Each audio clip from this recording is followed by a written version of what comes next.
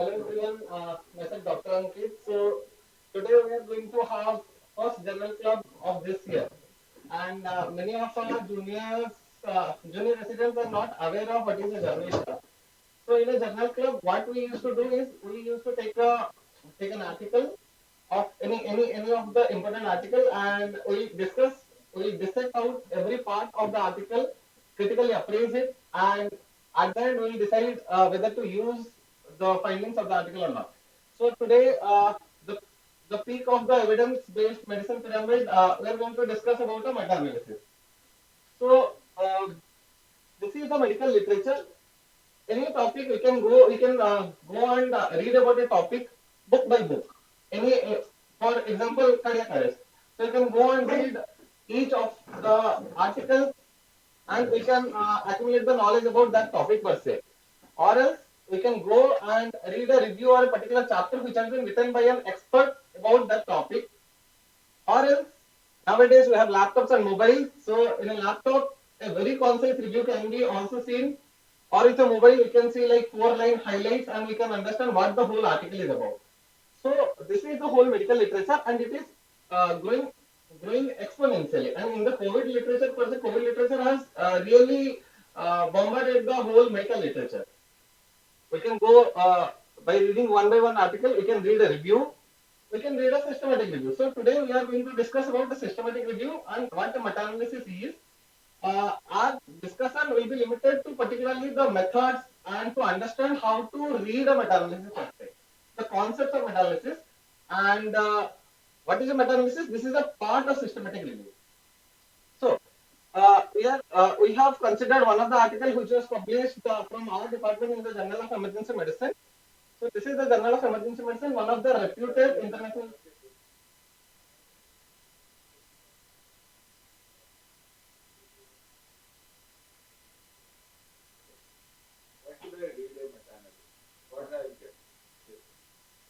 So, as we pass on to the slides, we'll have why the meta-analysis to be read. So, in a summary, I will tell you one single line. There are so many studies being conducted. Meta-analysis is pooling of everything, and it is a refined systematic pooling of everything. And in maybe 2 lines, you are going to get whether thrombolysis to be done in a cardiac arrest patient or not, if it is an ACS patient. So that will be given, the answer will be given through a systematic review or meta-analysis. So that is a refined pooling of everything. So refined summary of all medical literature that is available. So that we are going to get from a systematic review and meta-analysis. So we are going to discuss why meta-analysis to be read, why it is to be done. So in the next slide. So Journal of Emergency Medicine, one of the reputed international journal, and it is published by AIIMS. This is also one of the international societies which is highly reputed.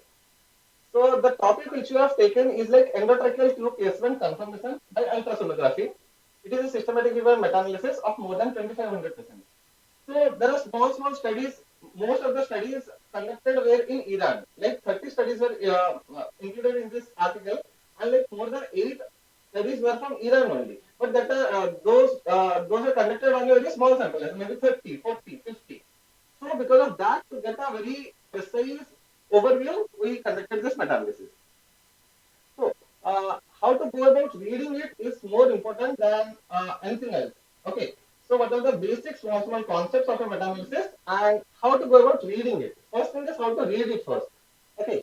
So a meta-analysis or a systematic review is a very big article. Maybe 5,000 to 7,000 words article.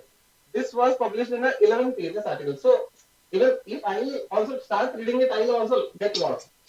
So you have to understand what all things to see in the meta-analysis.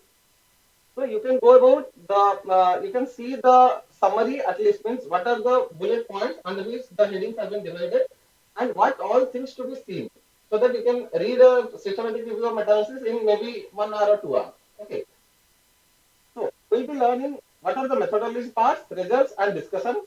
So before that, why you have taken this article was like in many cases, like in COVID cases, we cannot auscultate the patient. Many times capnography is not available. But in our ED and many of the EDs in the world, ultrasound focus is there. So what we can do is like we can use focus for endotracheal tube intervention confirmation.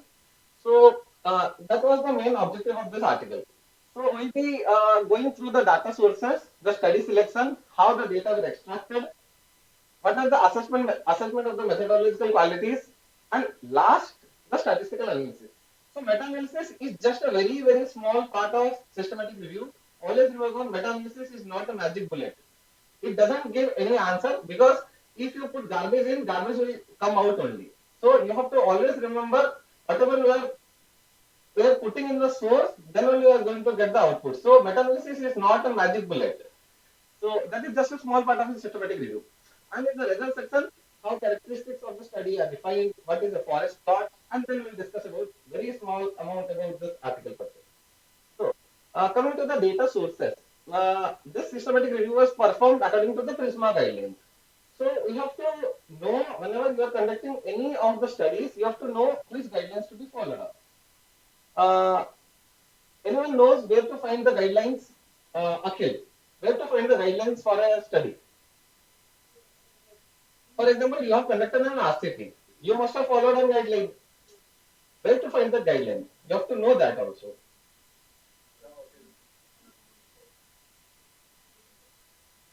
Where to find that particular guideline? For example, Prisma. Prisma is for meta-analysis. So for RCT, something else is there. Consort guidelines. For anything else, stroke guidelines are for observational studies. So where to find those things, right? So to find that, we have to go through the equator network. For exam going semesters, equator network is a question. Remember, so you have to learn it.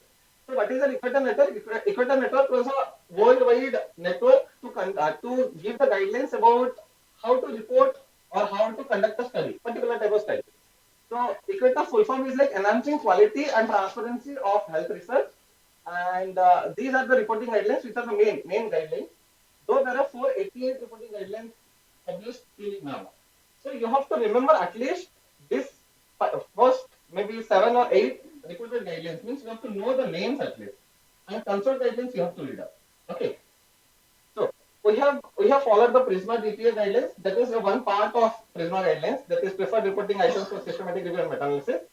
And databases that were searched there, you may be knowing PubMed, MBase, Central, or Web of Science. So one short snapshot I will give you about the PubMed searching. For example, I have decided that we are going to search for ultrasonographic confirmation of endotracheal tube conformation, and to be compared with the gold standard. So how the database will be searched? That is one important part. For example, for first semester, second semester, you are going to search for an article. So just a snapshot, we can take a class. Maybe it will be a long 1 hour class about how to search in PubMed, but this is just a snapshot. So how to search in PubMed? So you can go in the PubMed and you can click on the advanced button. So you will get to here. So here there are few boxes that you have to learn. This is the box that is type what you want to search for. So this is all fields. All fields means any word you are going to type here. So it will check for whole of the article. Any of the, for example, abstract, title, whole body of the article, keywords, mesh terms. So everything will be searched. So for example, if we have planned to do this meta-analysis now, so ultrasonography, and you will click the and button, and again you will write the intuition. So ultrasonography and intuition. Then you will click the search button. So you are going to get 6,483 articles. It's not possible for a person to really screen through all the articles. So you have to limit your search criteria. What we can do is like here in the all field, I can convert it to title and abstract. So click here. If you click here, you are going to get all whatever types you can apply. So here title and abstract is there.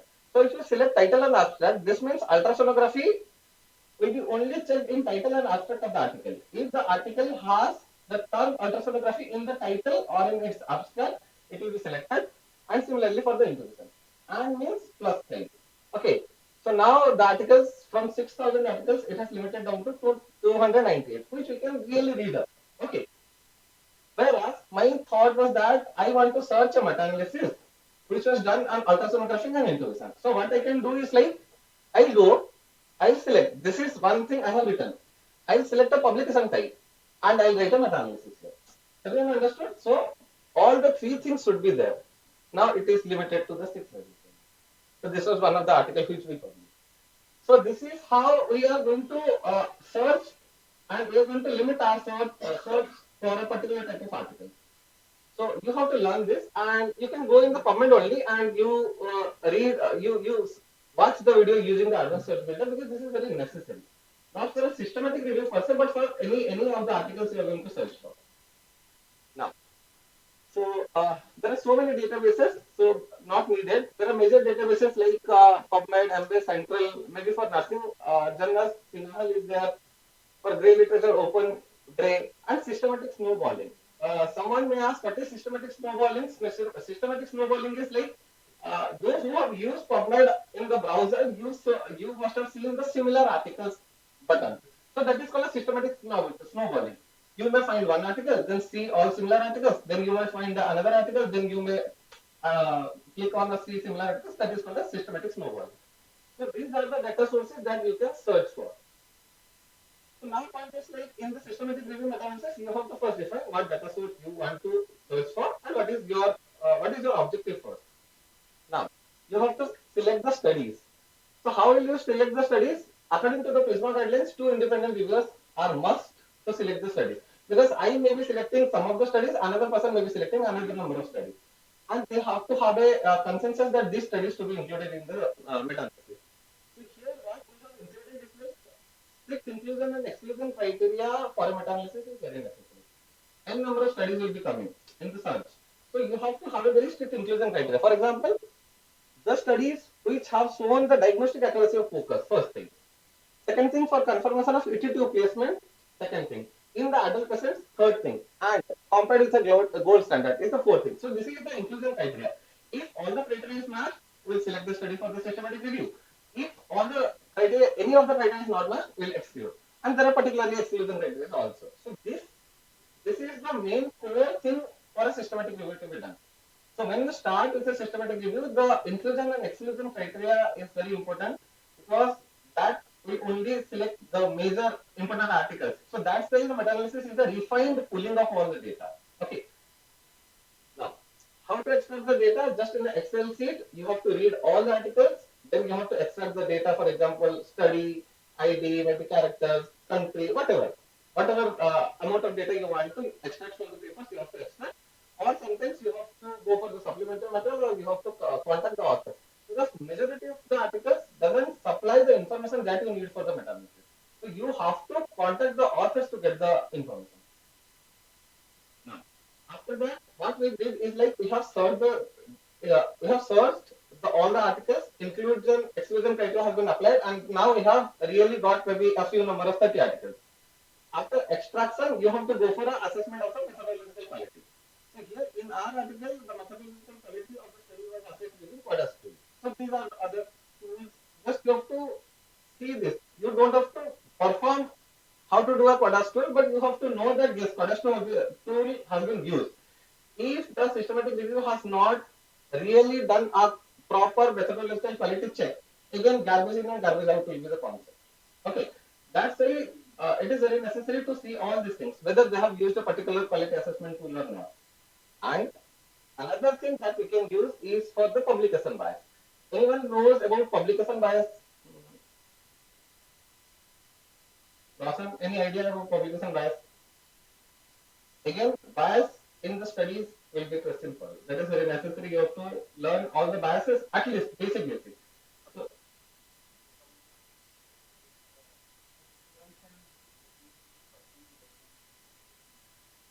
yeah. And so we'll take up more of the favorable outcomes. Studies showing favorable outcomes will be Correct. Correct. So studies is the positive outcome. Obviously, authors will try to publish that article, and journals will try to take up that article. Those who have a favorable benefit or clear-cut benefit, non-significant conclusions are always get maybe rejected. Negative conclusion articles are most of the time get rejected. So because of that,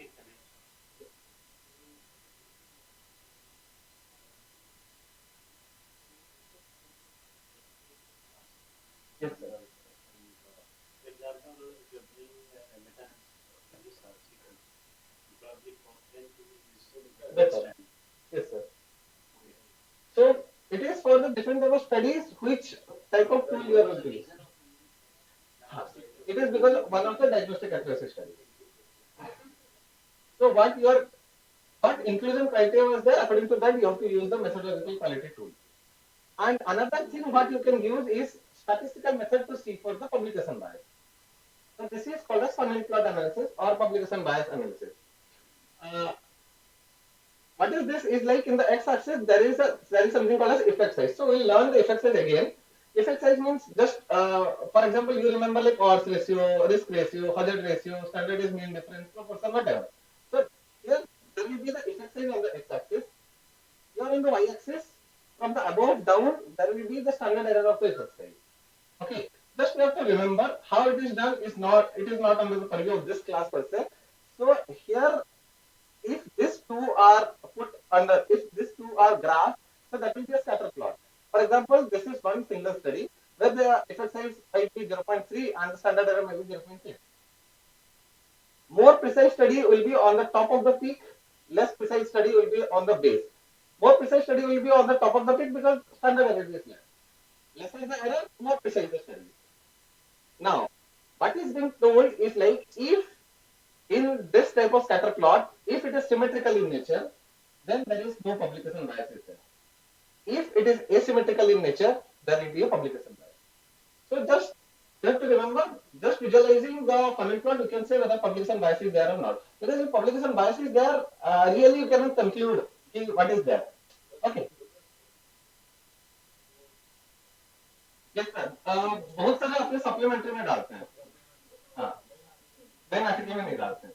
क्योंकि Prisma guidelines के index के हिसाब से you have to give a funnel plot. तो हाँ हाँ. आपको बड़ा हो जाएगा. Sir, means you have to, for example, for odds ratio, you have to take a log odds ratio. For every study is log odds ratio in one column, in standard error in another column, and then it will come. Software हो जाएगा. So usually क्या होता है? What for mathematical calculations there is something called as you put a regression line on this. If the regression line is like this or like this. If it is asymmetrical, there will be a slope. If it is symmetrical, there will be a perpendicular near perpendicular line. And here we can this is called as Edgar's regression line and Edgar's regression coefficient can be seen. So these are small points that we can use for reading a systematic regression methodology. So what is that? If the Edgar's regression coefficient is more than 0.05, that means there is no publication bias.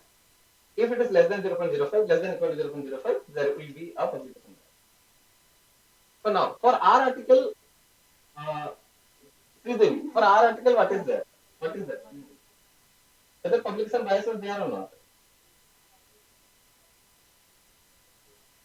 Yes, more towards this type means smaller studies having a very higher odds ratio.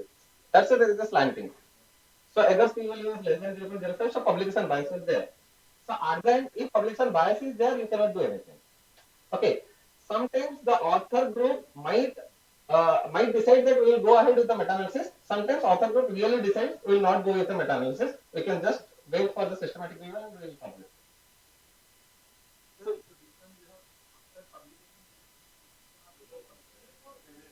This has to be done prior to that. No, for example, I have selected 30 studies. Then 30 studies publication bias will be plotted directly like this. No. Because odds ratio I get odds ratio from the article itself. So if publication bias exists, at the end your conclusion is still doubtful. Okay.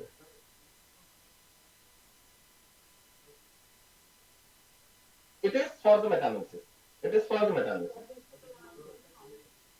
So I'm just so there are two words here: systematic review and meta-analysis. So there is when you do an analysis, there is a qualitative analysis and there is a quantitative analysis.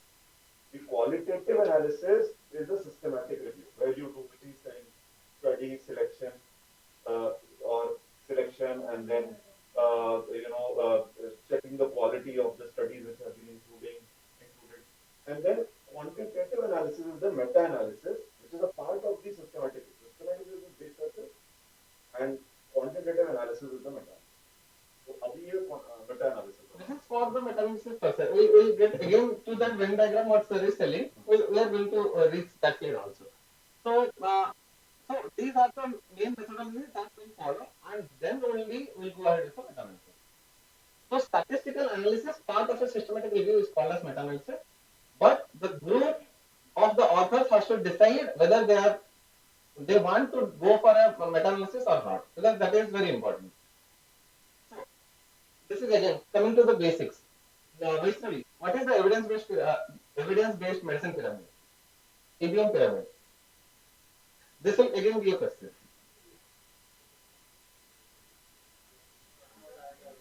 Sort out आएगा.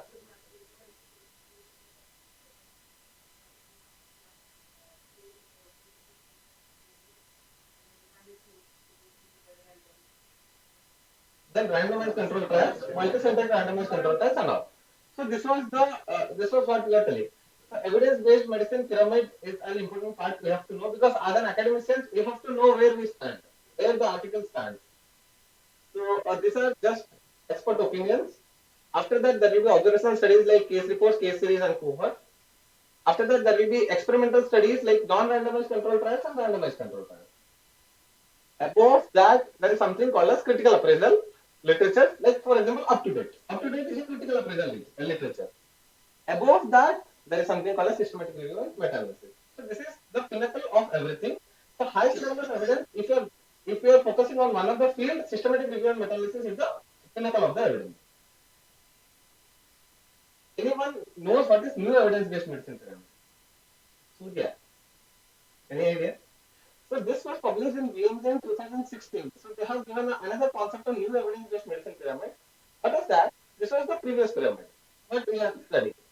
What they did was, what they did really, they revised the pyramid. They have removed the systematic review and meta-analysis, and they have changed the straight lines to the curvilinear lines, just for cryptographic presentation. The reason for changing this to curvilinear lines are because of the grade recommendations. Because grade is one of the organizations they used to give recommendation. This is class 1, class 2, grade A, grade B recommendation. So you have to read that separately. So what what in the grade system tells about is like, if an activity is done, it doesn't mean that one cohort study cannot be of a higher evidence than that of the RCT. You understood? Because if a multicentric cohort study is there, one small 20% RCT might be on your side. That's a great approach, and that's why this curvilinear line was there. After that, what they did is like, this systematic review and meta-analysis will be acting as a lens. So this is the new evidence-based medicine pyramid.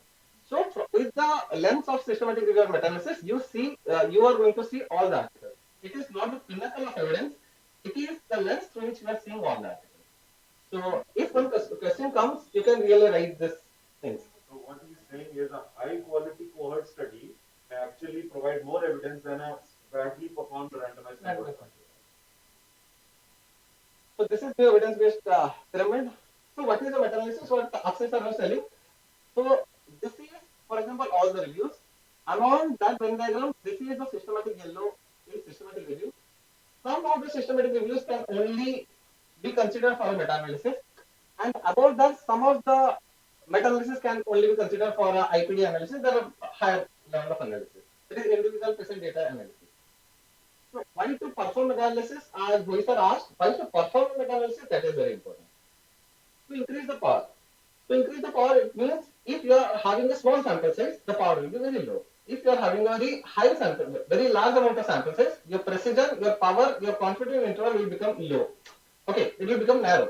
So to increase the power of the study, we'll go ahead with a meta-analysis. That's why, because small studies might be giving a very huge confidence interval, but after pooling, you might get a very narrow confidence interval effect size. To answer the questions that are not covered by the individual study, that means we'll see our subgroup analysis. For example, whether focus is effective in cardiac arrest or not. That is one question that has not been answered by any of the individual article. They must have shown ultrasound is beneficial here also, but we don't know whether it is really beneficial in the cardiac arrest setting or not. So to answer the questions that are not posed by the individual studies, that can be done in the meta-analysis, and to settle the controversies. Obviously, in a ACS patient, alteplase is very great acting than streptokinase. Then multiplies in some studies multiplies is not working. So there will be always a conflicting studies. So other than you have to pull it down. That's why we used to perform a meta-analysis. So statistical analysis in the meta-analysis, you have four things you have to see. One is the effect size. What effect size they have tried to pull. What type of model they have used. What are the heterogeneity and how subgroup analysis is done. So again, many things will be going ahead, going above the head. I know, but try to focus on just small words. Okay. So what is an effect size? Effect size is like for this is simple thing we know from our MBBS days only. Like for a dichotomous outcomes, for example, death or no death. So risk ratio, odds ratio, or risk preference can be used. For continuous outcomes, standardized mean difference can be used. Okay. Like length of hospital stay. Mean length of hospital stay maybe in steroid arm versus in non-steroid arm. So for that, continuous outcomes can be used. For a correlation statistics can be used. For studies like ours, it is a single arm observational study because ultrasound gives whether it is sensitive or not. You are just checking the whether it is sensitive, whether it is specific or not. So you are just using the proportion or you are just using sensitivity specificity as a effect size. So it will be a single arm meta-analysis. After looking after the effect size, you will see about the random effects model. But a fixed effect and random effects model, just one simple line. If everything about the study, for example, study A, study B, study C, if everything is similar in the study, for example, in India, in Delhi, one study was conducted, another study was conducted in the same place, another study was conducted in the same place, and if you are trying to pull it, then you are going to use a fixed effect model. That means obviously two studies will not be similar, so you are going to use a random effect model. No need to worry about any type of error here. So in a fixed effect model, everything has to be same or nearly same. So rarely fixed effects model are used. What is a random effect model? Anywhere, whenever there is a minor difference, random effects model are used. So this is just we are going to tell the software that we want a fixed effect model or a random effects model. So this will be obviously the author discussion what model they are going to use. After that, another most important part is the heterogeneity. So whenever you are reading a systematic review, after the methodological quality, publication bias, you see for this heterogeneity. Yeah. What happens in a fixed effect analysis is like the confidence interval will be very narrow because the error is very low if you are considering for that. But for a random effects, the confidence interval will be very large. But it is more pragmatic in nature, more practical in nature. So how to consider for the heterogeneity? Just remember another one small thing that is called as I-square statistic. So I'll tell you about that. So any kind of variability among studies, obviously there will be there. So types of heterogeneity are like clinical, like different population intervention control outcomes, different, slight difference. Methodological quality may be trial design or quality of the study might be different, or statistical heterogeneity will be there. So for a systematic review, per se only qualitative synthesis, we can directly write about the clinical and methodological heterogeneity. For example, a group of study in the study A this was done, in the study B this was there. So just you have to narratively you have to write the qualitative synthesis. But if you are going ahead with a statistical analysis, then you will go for a quantitative synthesis in the meta-analysis. So how to go about that? There is something called as I-square statistics. So whenever you are reading a meta-analysis person means the numbers. Okay, if you are reading a meta-analysis, you are going to always see the I-square statistics. So higher the I-square values, higher will be the heterogeneity. There are different guidelines about the I-square cutoffs. Just remember I-square more than 50%, higher the heterogeneity. I-square less than 50%, lower the heterogeneity. But again, this is on the discretion of the authors. They have to define it prior. So if you will ask, yeah, if we are going ahead with the meta-analysis, we can clear the I-square. No, it is it has to be the protocol has to be published in the Prospero prior to that. For example, if you are going to conduct a clinical trial, as we have to publish it in CPRI or maybe clinicaltrials.gov. Similarly, for a systematic review and meta-analysis, you have to publish it in Prospero prior to starting of the meta-analysis. So in that, you have to really objectify what I-square you are planning to take up. Redefine. Yes, sir. Yes, sir. Otherwise, what happens? Journals will not take. Many low impact factor journals doesn't care about the prosperous registration, but very high impact factor journals always ask when you started the study prior to that date, you have to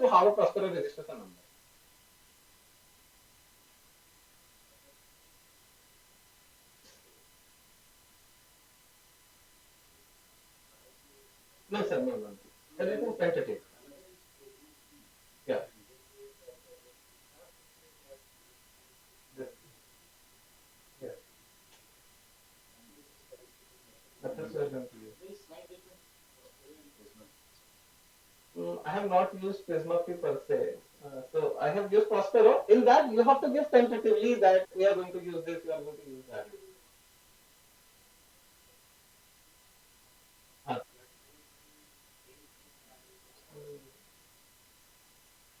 So higher the aspect value, higher the heterogeneity. That you have to remember. Forget about chi-square, forget about tau square, everything.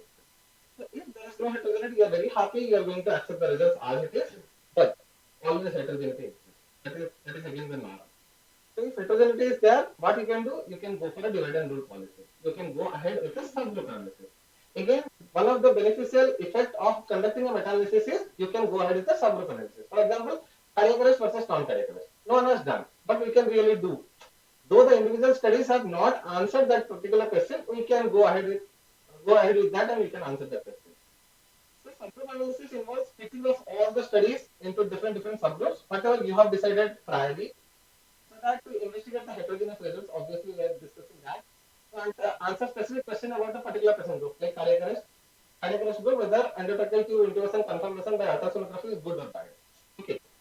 And to analyze the effect of bias studies. For example, if you are in a quality of assessment studies, low risk of bias studies, high risk of bias studies, so you can really subgroup them and then analyze to find out what is the effect size or what is the pool or odds ratio or pool sensitivity, whatever. So what we have learned is like these are the methodologies along the line of which we have to read a meta-analysis. So any doubt here? Yeah. You can do. You can do. You can do always. You can do. Any doubts? There are small points you have to remember.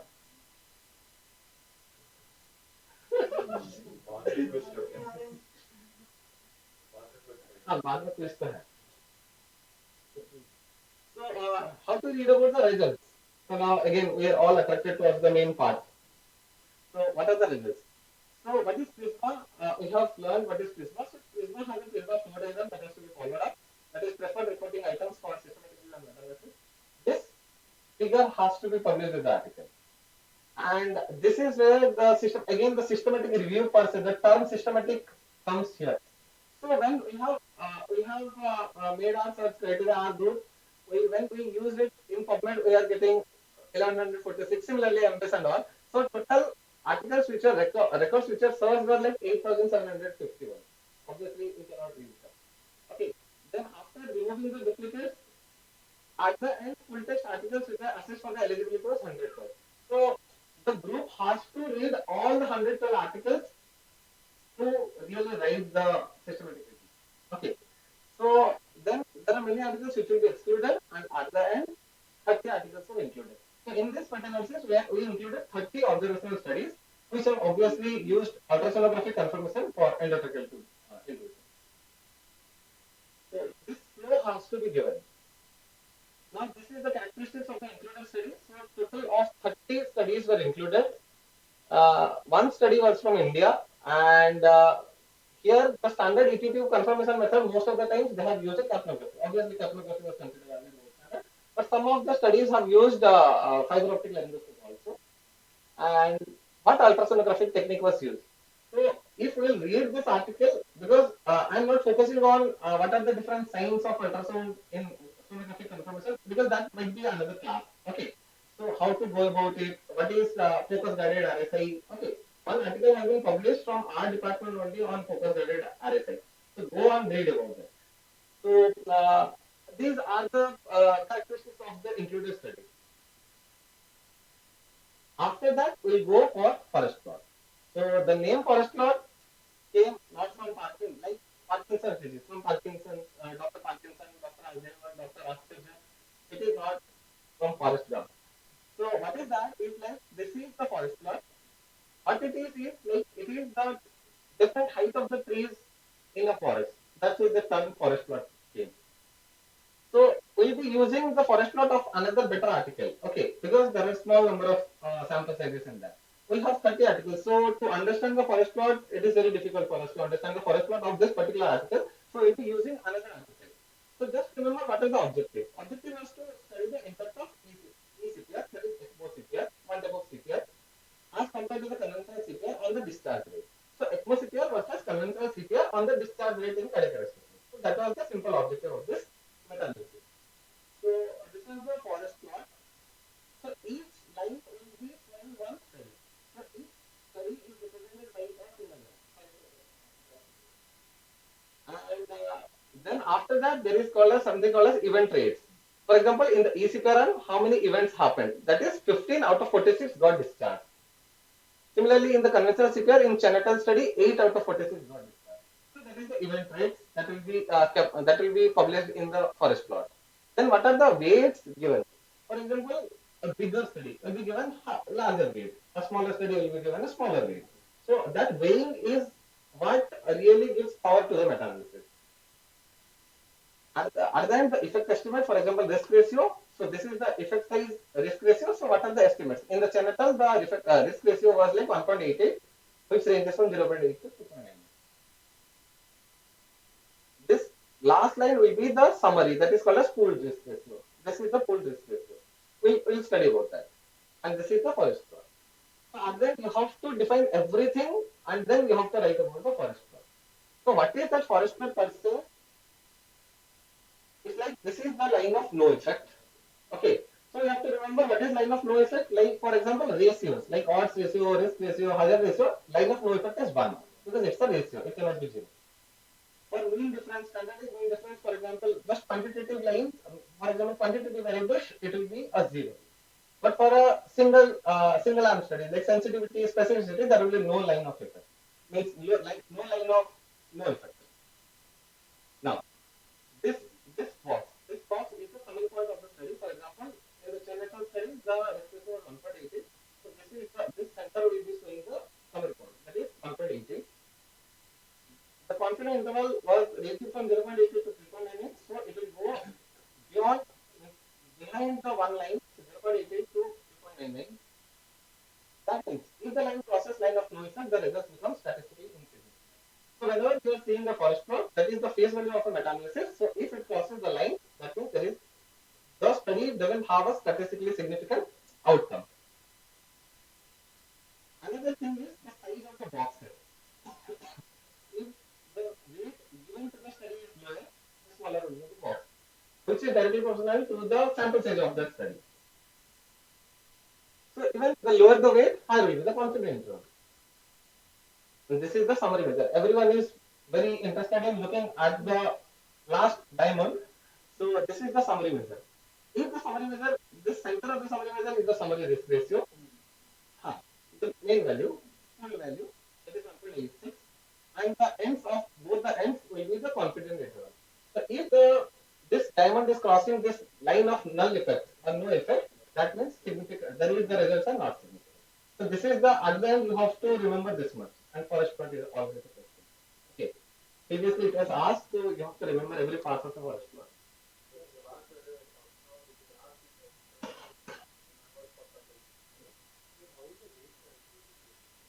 Weight is calculated according to different algorithms. For example, if you are going for a random effects meta-analysis for a risk ratio, there is something called as this MH. There is one algorithm called as Mantel-Hinsel. There is for a fixed effect, there is Darsham and Lied. So those are like those weights will be calculated by the software, but you have to tell which algorithm they are going to use.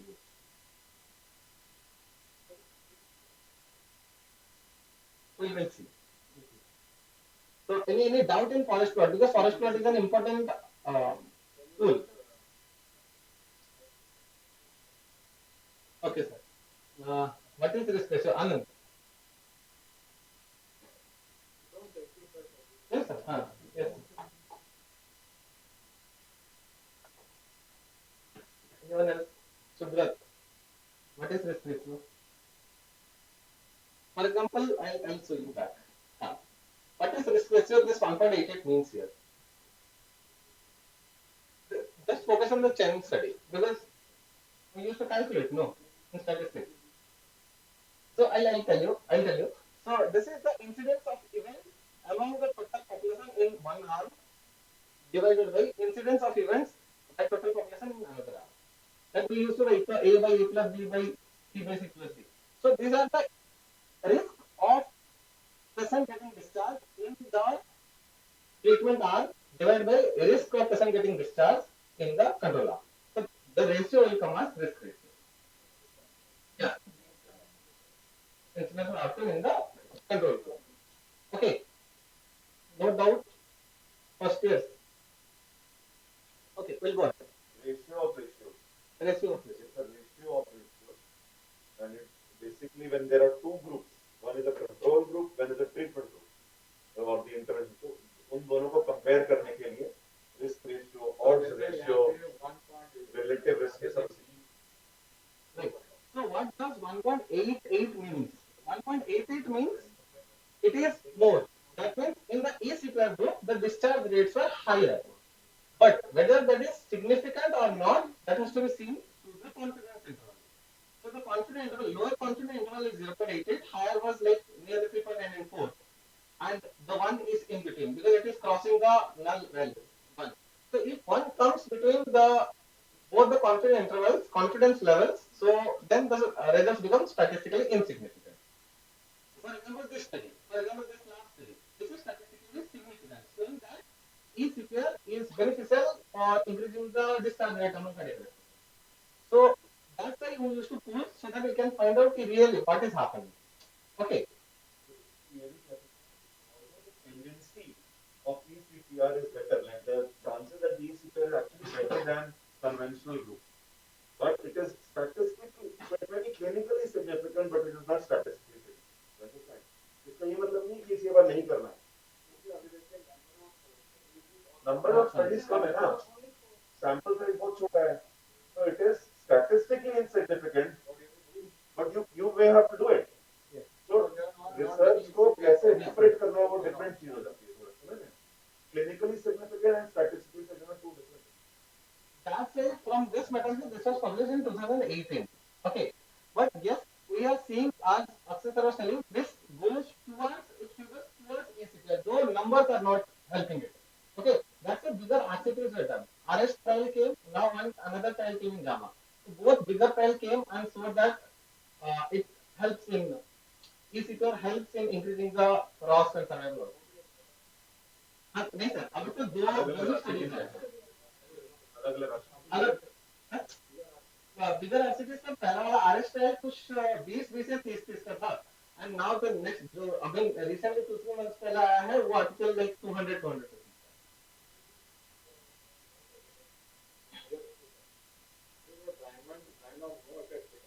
वो इधर सिर्फ हो सकता है उधर भी सकता है. अभी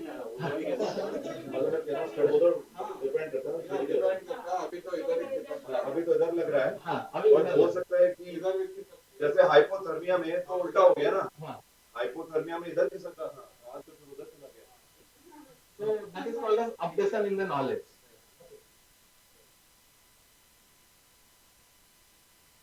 So this is last point, but Jyoti was telling, just focus on the I-square statistics. I-square statistics is 52%. That means heterogeneity exists. I am not going to take this data on the face value. So heterogeneity exists. So something analysis is even needed. So this was the this.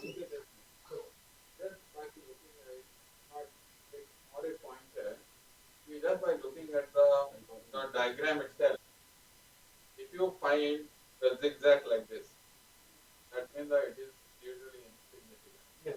But if you see एक तरफ है, so that is also you say it is homogeneous. Yes, sir. But you have more zigzag like this, जैसे सांप की तरह ऐसे हो रहा है, So heterogeneous. है ना? सांप है तो heterogeneous है, because it is moving like this, curling around. तो सीधा बिल्कुल rigid chest syndrome की तरह खड़ा है. It is homogeneous.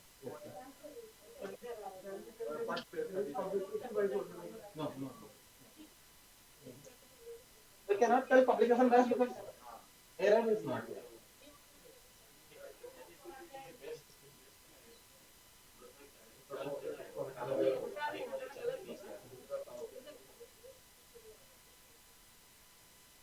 So I-square statistics more than 50%, so heterogeneity exists. So you have to take the results with a pinch of salt.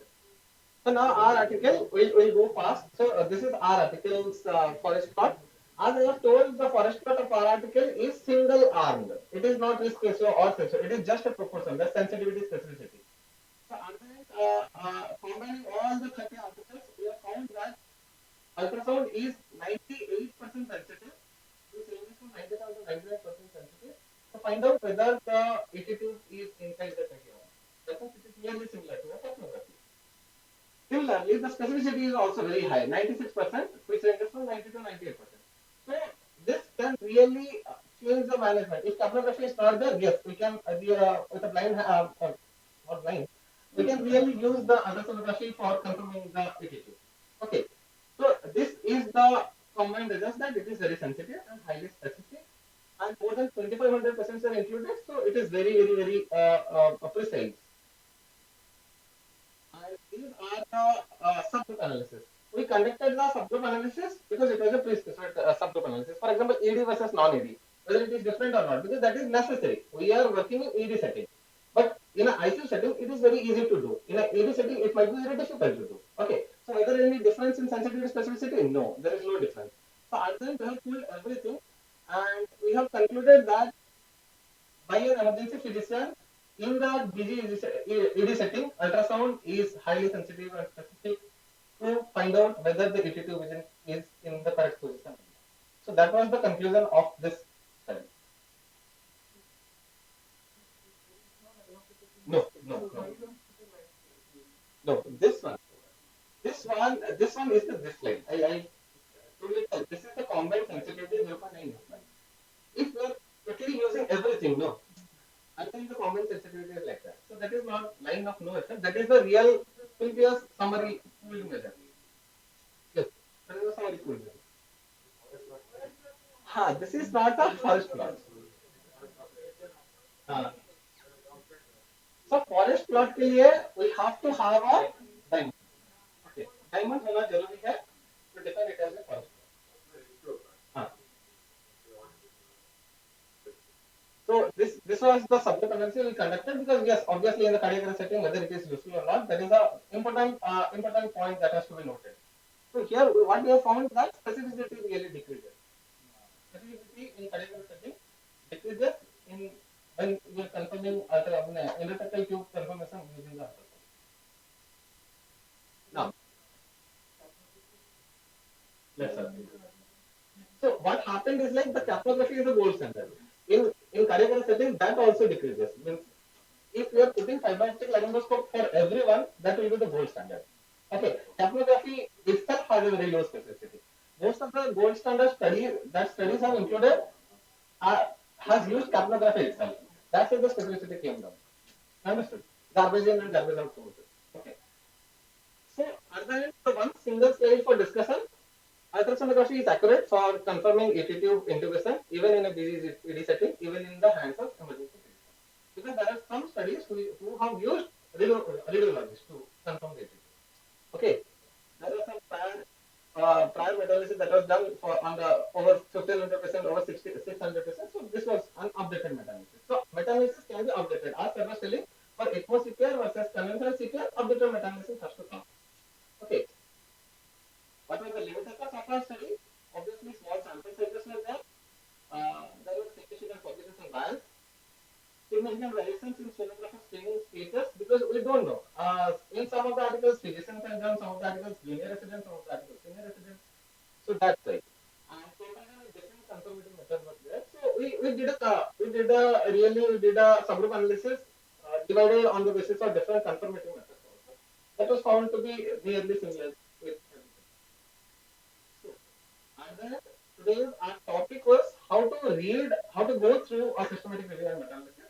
Our article was just a stem on which we walked through. So we have to first develop a research question, then inclusion exclusion criteria, then we have to search the study, then we have to fill up, then extract the data, then assess the methodological quality, and then we have to go for a data analysis if possible. Then we will go writing. That is meta-analysis. This is the meta-analysis. One select is the systematic reviewer. Actually, pure systematic reviewer. हाँ. Only 0.7 is the statistics of the system. That is meta-analysis. So meta-analysis basically, as you said, ego. garbage in, garbage out. Other systematically study selection, data extraction, selection of study is not proper, you will not do a proper meta-analysis. So meta-analysis is dependent on systematic review. You have to do a good study selection in order to get proper results. Cochrane used to say that the optimum time period to write a systematic review and meta-analysis is 6 months. This total will this one to step six will take 4 to 4.5. And you have to adequately give adequate amount of time, ample amount of time. Whole group has to give to get this.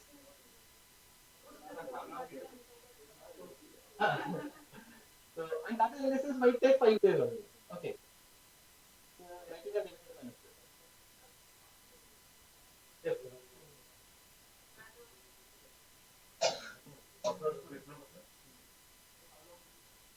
This was like 8 to 10 minutes. This really took a long time.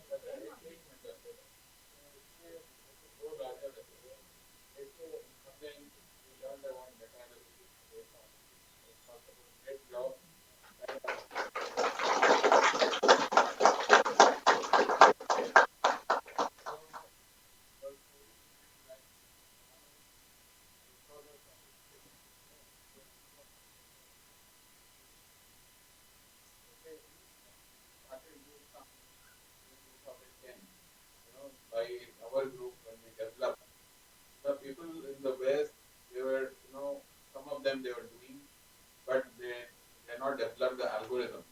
So we had developed the algorithm and we did the study, and that time Dr. Prakash was our senior resident, and he, with the algorithm which we framed, published it as an editorial. In the same algorithm, we did a RCT. RCT किया था, then after that we published that algorithm.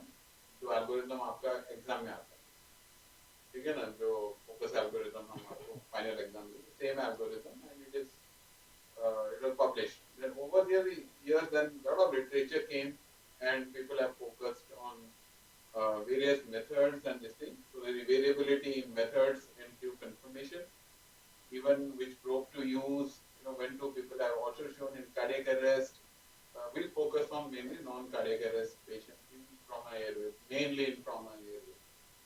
So the story actually remains is when actually I was giving a lecture in Nembric, I think. In Goa. In Goa, where? In So MCARD somewhere I was giving this, and then Ankit picked up this point, and then he said, then he did the meta-analysis, and it is a beautiful meta-analysis he has done. Obviously I did not have any contributions, let's say. So I just gave him only some feedback. He came and asked me about subgroup analysis, but he and his team, I think who else was involved in this? Roshan was there. Amrit and Roshan, three of them did an excellent job. We don't have house.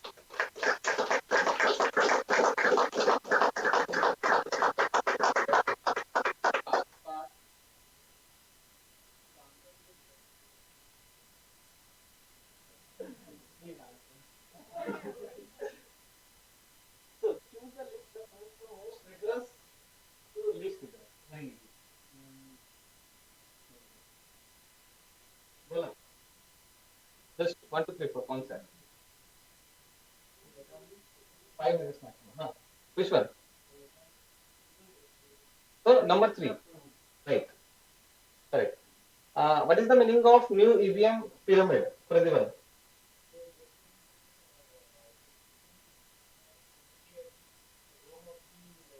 Peak. Act as a lens for the other reviews, and it does not like the randomized control science make it a higher evidence. Even a lower level of RCT, like higher evidence of cohort can be run with even Better than High quality cohort can be better than low quality RCT. Good, good. आपको message समझ में आ गया कि नहीं? And now they are not terming it as the revised pyramid, they are terming it as revised trapezoid. Trapezoid. हट गया उसको lens कर दिया। हमने RCT में हाँ what case control. Yes. So steps in a meta-analysis include all except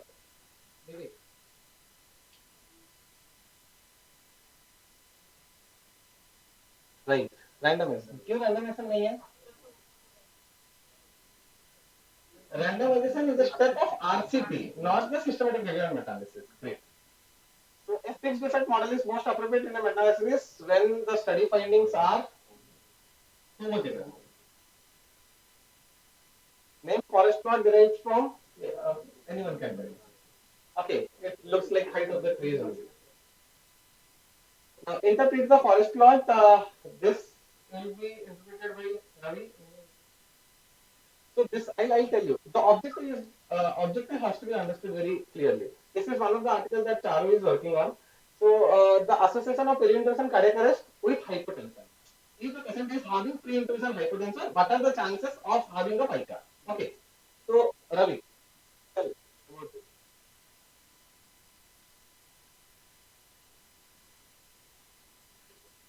Just summary बोल सकते हो. Okay. Just be silent. Be silent.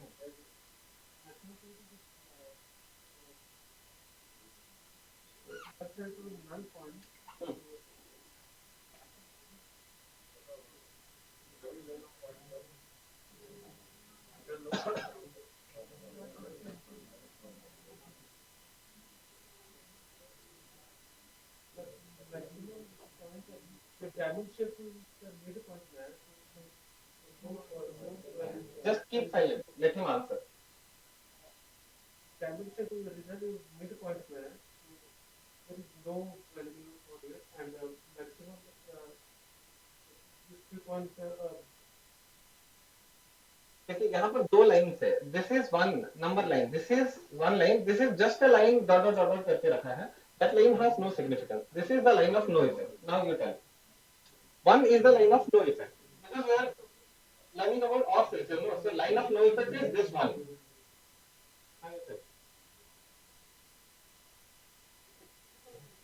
So everything is in the positive side. Okay. I tell we have not really given the measures. Means this will favor the hypertension. This will not favor the hypertension. So anyone else can try. Deny.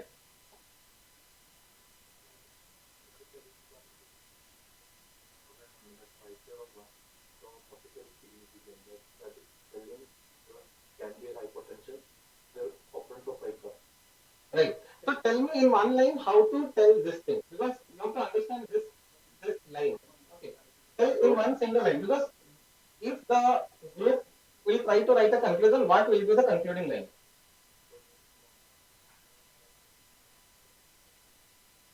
In patients who are hypertensive, pre-intuition hypertension, and it is statistically significant. So you have to remember this. We have shown this graph not just to learn the statistics and number. This is really that is happening. Okay, any patients who are in hypertension, if you are not resuscitating prior to rapid sequence intubation, the patient will crash. Okay, please take this into account. One thing, adequate fluid bolus, adequate inotropic support, and use of push dose pressors. So this is one of the physiologically difficult airways. Okay, so this is clear. You have to remember this. You are increasing 5 times, and peri-intuition cardiac arrest is a preventive cardiac arrest. It's an iatrogenic cardiac arrest. You are killing the patient. Okay, so always remember, always try to prevent the hypertension prior to intubation. Just don't be hurry. Okay, that is one thing. Second thing is this is one of the articles that was published in QJ. Dev Krishna. I'll tell you the objectives. We have seen the effect of steroids on length of hospital stay in mild COVID patients. So the patients are mild COVID, whether if they are given steroids, whether the length of hospital stay increases or not. So this side favors the steroid arm, this side favors the no steroid arm. Standardized mean difference means just length of stay. Just understand it's the length of stay. So what is my conclusion here? If it is standardized mean difference, or if it is standardized mean, the line of no effect will be 0. So what does that mean? What will be the concluding statement for this forest plot? What will be the take-home point from this forest plot for you? Again. Steroid increases the length of stay. Okay, this is a positive side. So favors steroid arm. So if you give steroid to a mild COVID patient, it increases the length of stay and it is significant. Okay, it is statistically significant. There are so many reasons. They might get mucormycosis, they might get uncontrolled diabetes, they might get hypernatremia, so many things. Uncontrolled diabetes. So that was the analysis here. Last, last two questions. 1 minute. Funnel plot is used for the assessment of sugar, publication bias. Now you tell me which of the following funnel plot shows the presence of publication bias, one or two. Asymmetrical has publication bias. Thank you.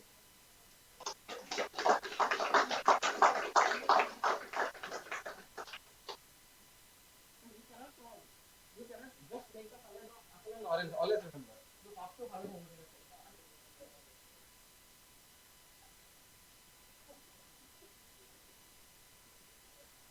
Higher base parents always put the diamond to its place.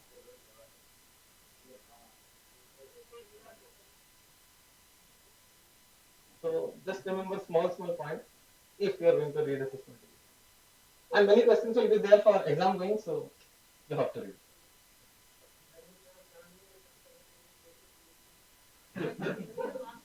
Obviously. Always. Always.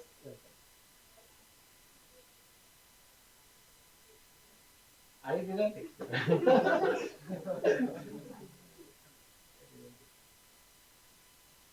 Any question? Sir, are the databases that you mentioned, are they specific? No. No. Metaanalysis doesn't include cognitive. It includes. They are not exclusive to each other. That's why duplicates has to be removed. That really takes a lot of amount of time. That's why I was telling no. The steps, earlier steps really takes a large amount of energy because we duplicate हटाते हटाते तुम्हारा time चलेगा.